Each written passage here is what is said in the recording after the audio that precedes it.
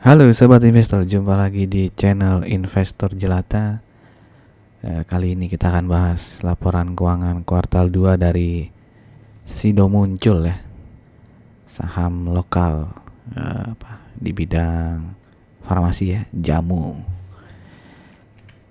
Oke, sebelum kita mulai, sebelum video ini saya juga sudah buat informasi ya, video informasi terkait laporan keuangan BCA ya, kuartal 2 2023-nya. Silakan untuk teman-teman yang ingin melihat video ini bisa cari di channel Investor Jelata, atau linknya seperti biasa akan saya taruh di pojok kanan atas. Oke, sebelum kita masuk ke laporan keuangan Sido Muncul, kita lihat dulu ya komposisi kepemilikan saham dari Sido Muncul ya. Bisa dilihat di sini pemegang saham terbanyaknya adalah Hotel Candi Baru ya. Jadi Hotel Candi Baru ini adalah perusahaan yang dimiliki oleh pemilik Sido Muncul ya, Bapak siapa? Irwan Hidayat ya, kalau nggak salah, Irwan Hidayat ya, yang sekaligus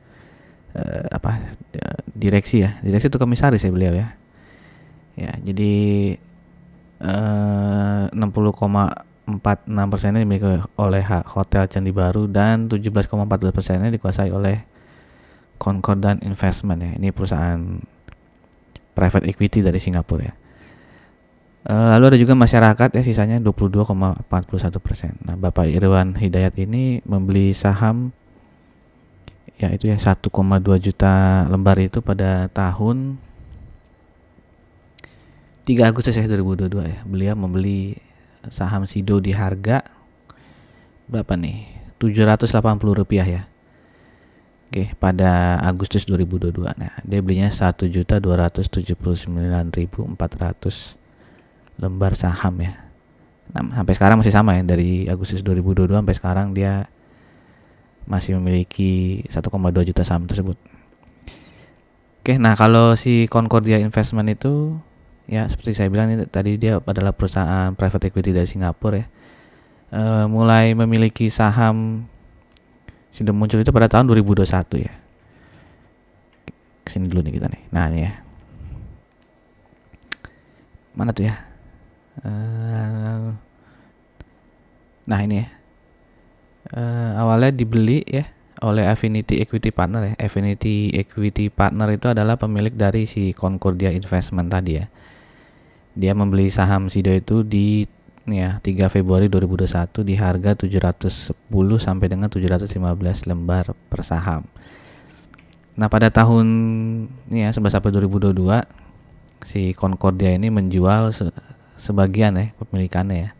Jadi awalnya dia memiliki 21,14%, lalu pada April 2022 ini dijual sekitar 4% ya. Jadi dia sisa 17,14% ini. Tadi dia beli di harga 710 sampai 715 ya.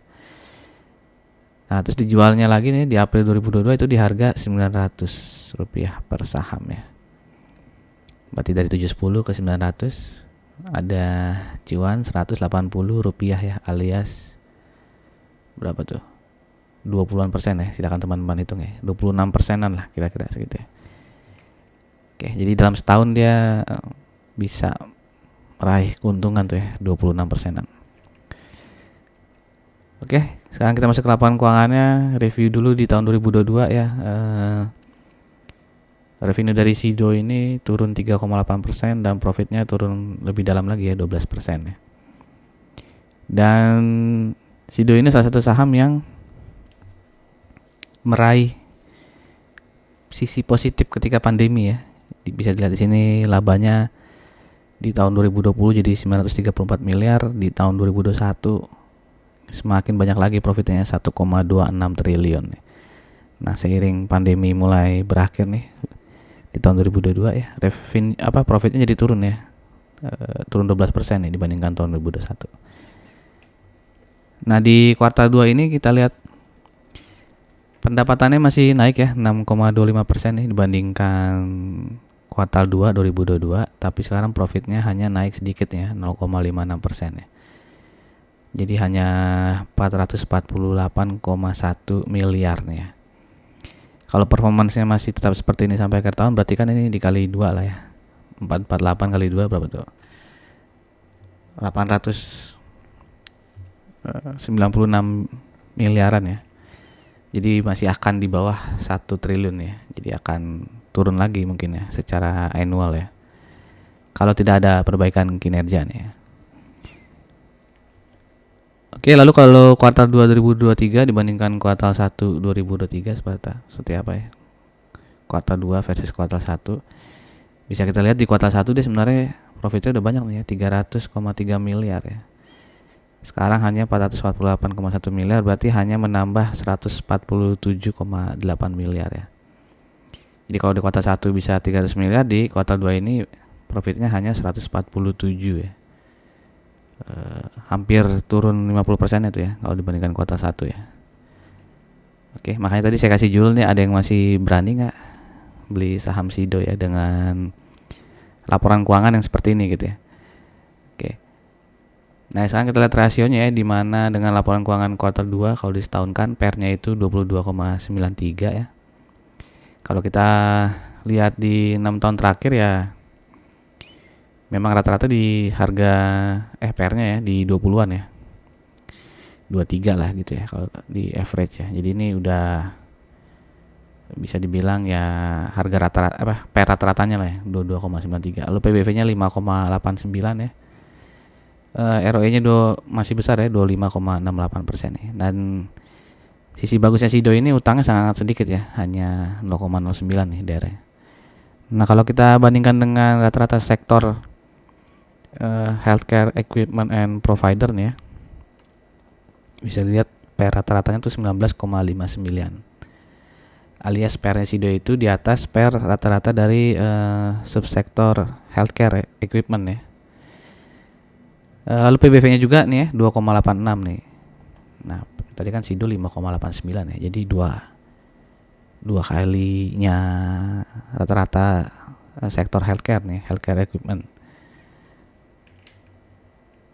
Oke. Nah, kalau kita bandingkan dengan saham di subsektor healthcare equipment tadi ya. Ini saya ambil random aja, KB Pharma, lalu ada Soho Global ya. Lalu ada Daria Varia Lab nih ya, DVLA. Di mana ketiga saham lainnya ini masih menggunakan laporan keuangan kuartal 1 ya, karena belum rilis laporan keuangan Q2-nya. Kalau kita lihat di sini PER-nya Sido itu masih di bawah KB Pharma tapi sudah di atasnya Soho dan Daria Varia Lab ya, DVLA. PBV-nya nih paling tinggi nih ya si Sido ya. Lalu ROE-nya juga masih paling tinggi Sido ya. Mungkin karena ROE-nya tinggi ini jadi orang yakin ya, sehingga walaupun PBV-nya 5,89 masih ada yang minat mungkin ya untuk membeli ya. Oke. Tapi kalau dari sini ya DVLA ini jadi menarik ya. ROE-nya 16,21 ya, tapi PR-nya 1,49 ya. Mungkin suatu saat akan saya buatkan videonya ya khusus tentang Daria Varia Lab nih ya. Karena DVLA juga sering membagikan dividen ya. Oke, jadi kalau bisa dilihat sini ya harga Sido agak-agak premium lah ya dari PBV PER-nya ya dibandingkan 3 saham lainnya. Mungkin dibandingkan KF, Inaf juga mungkin termasuk tinggi ya harga dari Sido. Oke, ini chartnya ya dari tahun 2014 ya. Bisa lihat di sini dia sejak di akhir tahun 2018 nih kayaknya, 2018 akhir dia naik terus ya, pas pandemi makin naik lagi nih ya. Sempat harga tertingginya berarti di harga 1000-an ya, 1050 mungkin ya di sini. Nah, kalau kita lihat akhir-akhir ini nih ya, sejak bulan Maret dia downtrend sekali nih ya. Membuat harga terendah terus nih ya, ngebreak support terus nih si Sido ya. Dan terakhir nih harga low di bulan Januari nih ya di 700 itu kan tembus nih ya di 5 hari lalu nih ya, tembus dengan volume yang cukup tinggi nih ya.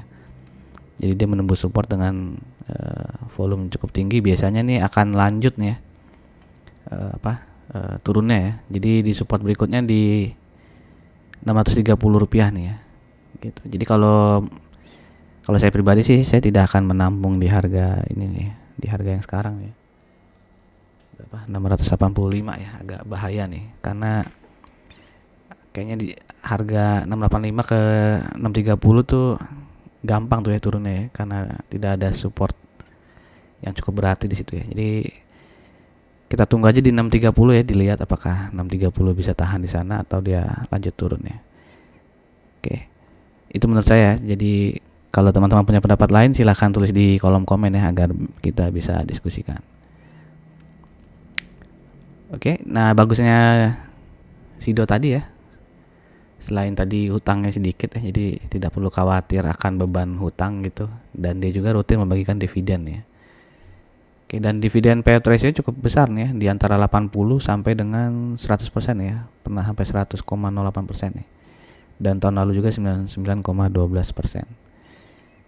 Dividen yieldnya kira-kira ya di 4,8 ya, tergantung teman-teman punya saham Sidonya di harga berapa. Dan biasanya Sido ini membagikan dividen 2 kali ya, ada dividen interim dan juga dividen finalnya. Dividen interimnya biasanya di bulan 11 ya, November. Tapi pernah juga nih di Agustus nih. Dividen finalnya 5 tahun terakhir itu di bulan April ya. Oke, demikian saja informasi terkait saham Sido ya. Jadi silahkan tulis di kolom komen ya pendapat teman-teman ya, apakah Sido akan bisa rebound ya di harga 685 ya, atau dia ke 630 dulu baru rebound ya, atau setelah 630 malah ambles lagi ya ke bawah. Oke, sampai jumpa di video berikutnya. Salam jelata.